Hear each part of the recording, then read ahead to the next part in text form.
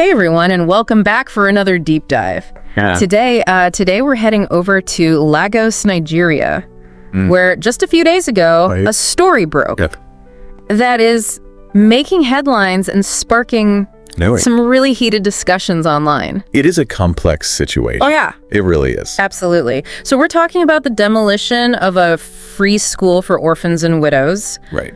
Run by Apostle Chibuzor Gift Shinier, the leader of Omega Power Ministries, or OPM. Yeah. Our main source is an article from Gist, a Nigerian news site. Okay. And the headline immediately caught our attention. Lagos state government demolishes OPM free school for orphans and widows. And what makes this so fascinating is that we're not just like looking at a news story from afar. Right. We're diving into something that's unfolding right now in real time. The impact is immediate and the reactions are incredibly raw. You're telling me, just reading through some of the social media comments, people are sharing stories about how this school impacted their lives, questioning the government's priorities, and even speculating about ulterior motives behind the demolition.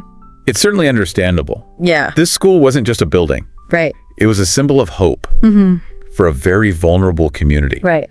To see it demolished seemingly without warning is bound to trigger some really strong emotional responses. Especially when you consider what Apostle Chibuzor himself posted on social media. Oh, wow. He wrote, "Happening now. Lagos state government demolishing OPM free schools in Lagos state. A free school for orphans and children of widows. Let the tears of the orphans and widows begin to speak." Wow. Pretty powerful stuff. That last line, let the tears begin to speak, is powerful. It is. It speaks directly to the human cost of this demolition. Yeah. And it's a very common yet effective way to rally public support. And it looks like it's working. Yeah. The article talks about widespread public outrage. This isn't just a few people grumbling. This is a community feeling deeply hurt and betrayed. It's interesting because it's not just the act of demolition itself, but the lack of clarity surrounding it. Right. The article mentions that the Lagos state government hasn't issued an official statement explaining the reason behind this action. Exactly. It's that silence that's really fueling the fire. Right. People are left to speculate, and in the absence of facts, it's easy to let emotions take over. It's also important to note that the school was providing a very crucial service in a city like Lagos, which faces significant challenges with poverty and inequality. Right.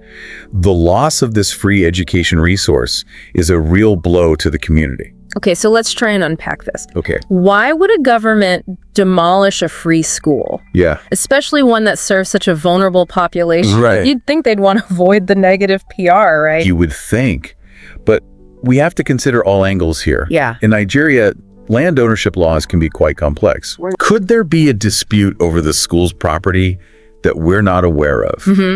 Was there a failure to meet building codes or safety regulations? Or maybe there's a development project planned for that location and the school was seen as an obstacle. It's like a giant puzzle. Yeah. And we're missing a few crucial pieces. Yeah. It's also making me think, what if this was a way for the government to send a message? Right. Maybe due to some underlying political tension with Apostle Chibuzor. It's definitely a possibility. Yeah. Especially when you consider the lack of official communication from the government. Right. This silence raises questions about transparency and accountability. This whole situation is giving me serious whiplash. On the one hand, you have this incredible act of charity by Apostle Chibuzor creating a school for those who need it most. Right. And on the other, you have this seemingly cold and calculated demolition by the government, leaving everyone scrambling for answers. It's just jarring. And this is exactly why this deep dive is so important. Right. We need to dissect this situation carefully. Yeah. Looking at all the possible explanations. Right. And trying to understand the nuances. We can't jump to conclusions. Right. Based on emotions alone. Yeah. We need to be critical thinkers and consider all perspectives. Right. Yeah. It's a good point. We need to remember we're dealing with limited information here. Right. It's like trying to solve a mystery with only half the clues. Exactly. So let's play devil's advocate for a moment. Okay. Let's say, for argument's sake, that the Lagos state government did have legitimate reasons for demolishing the school. Okay. Maybe there were serious safety concerns, like the the building being structurally unsound. Right. Or maybe there were legal issues surrounding the land ownership.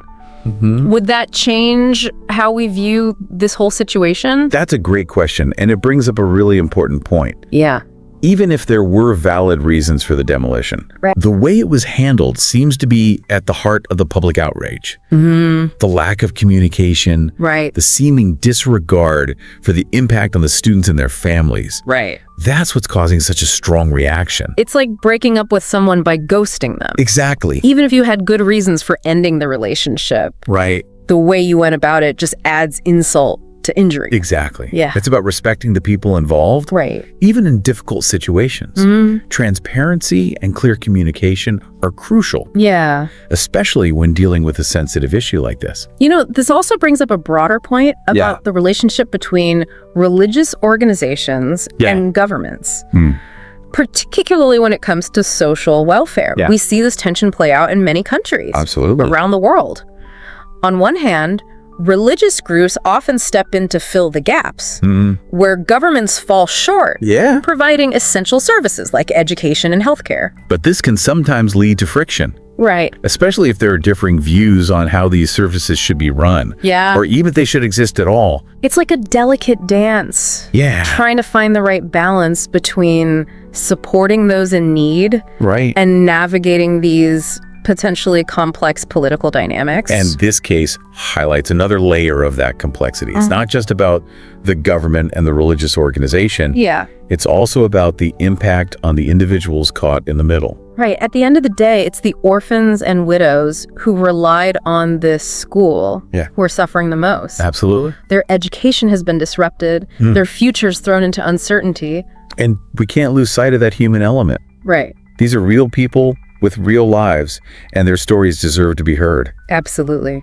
We need to ask, where do these children go now? Right.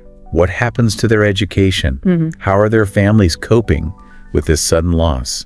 It's heartbreaking to think about. It is. And it makes you wonder, what responsibility does the government have to provide alternative solutions when something like this happens? That's a critical question, and one that deserves further exploration. Yeah. It also makes you think about the larger context of social welfare. Right. In a rapidly developing country like Nigeria, there are so many competing priorities, Yeah. so many challenges to address. Right.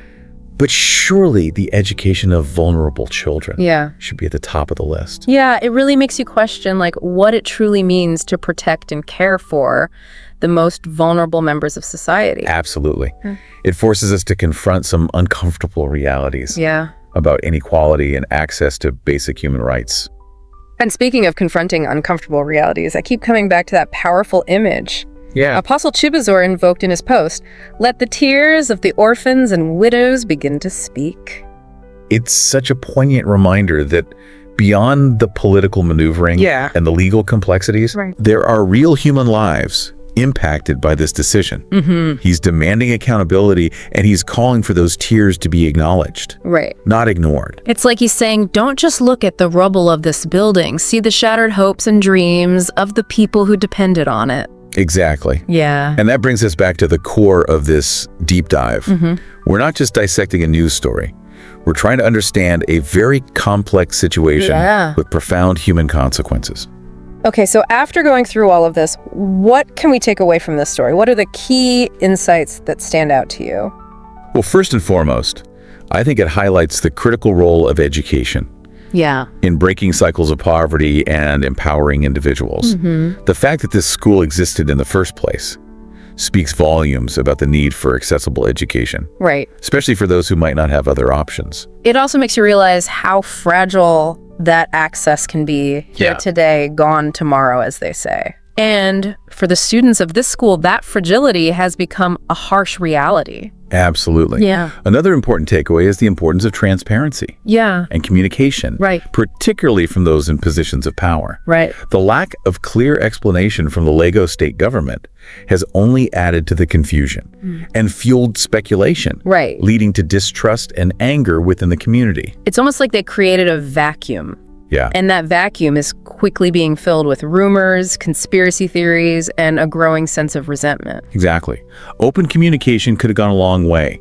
in mitigating the negative reaction. Right. Even if the ultimate decision remained the same, it's about acknowledging the concerns of the community and demonstrating a genuine effort to address them. It makes you wonder, what would it have looked like if the government had engaged with Apostle Chibazor and the community before taking such drastic action? Right. Perhaps they could have found alternative solutions, maybe even worked together to improve the school's infrastructure or address any legitimate concerns? It's a missed opportunity for sure. Yeah. But even now, it's not too late for the government to step up and take responsibility. Yeah. They can start by providing a clear explanation for the demolition, Right.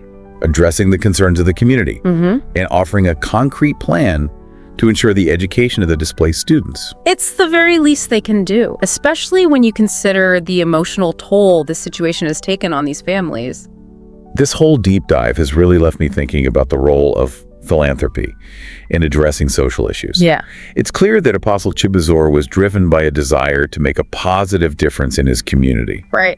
But this situation raises questions about the sustainability of such efforts when they exist in a very complex web of political and economic forces. It's a sobering reminder that good intentions aren't always enough. Right. It takes more than just building a school. It takes systemic change to create lasting impact. Here's something to ponder. How can we create systems that empower individuals and communities to thrive, rather than relying on acts of charity that can be so easily disrupted? That's a question worth wrestling with. This deep dive has been a roller coaster of emotions, from outrage and sadness to hope and a renewed sense of purpose. Thanks for joining us on this journey. Absolutely. We hope this has sparked some critical thinking and inspired you to dig deeper into the issues that matter most to you.